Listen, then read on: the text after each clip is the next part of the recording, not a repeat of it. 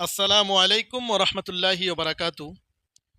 महतरम सामीन मुकर्रम, आज का सवाल ये है कि एक आदमी ये सवाल करते हैं कि हज़रत ये बताइए कि हर जानवर के यानी हलाल जानवर के अंदर जो कलीजी होती है, ये कलीजी खून से बनता है। मतलब ये कलीजी एक किस्म का खून है। तो जिस तरीके से हलाल जानवरों के अंदर कुछ चीज़ें ऐसी है जिनको खाना हराम है, तो आप बताइए इनमें से ये भी है कि खून खाना भी हराम है, तो क्या ये कलीजी खाना भी हराम है? और कुछ लोगों के अंदर ये गलत फहमियाँ हैं कि कलीजी खाना हराम है, क्योंकि ये 7 चीज़ जितनी भी चीज़ें हैं हराम चीज़ों के अंदर, तो ये खून भी शामिल है। तो इससे वो गलत फहमियाँ इनके अंदर ये हैं कि कलीजी खाना भी हराम है। मोहतरम सामीन मुकर्रम, अब जवाब सुन लीजिए। जवाब ये है, कलीजी खाना जायज़ है, क्योंकि इन 7 चीज़ों से, हराम चीज़ों से ये कलीजी मुस्तस्ना है। क्योंकि इब्ने माजा हदीस की किताब, इस किताब में एक हदीस रिवायत की गई। हज़रत अब्दुल्लाह इब्ने उमर रज़ियल्लाहु तआला अन्हुमा से रिवायत है।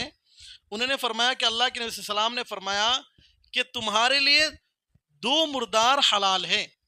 एक तो है मछली और टिड्डी, और दूसरे किस्म के मुर्दार वो हैं कि एक तो है जिगर। जिगर के माना है कलीजी, और दूसरा है तिली। ये दोनों यानी पहले किस्म से मुराद है मछली। अगर मछली मुर्दार हो तो खाना जायज़ है। इसी तरीके से टिड्डी मुर्दार हो तब भी खाना जायज़ है। इसी तरीके से कलीजी और तिली, ये दोनों खाना भी जायज़ है, हलाल है।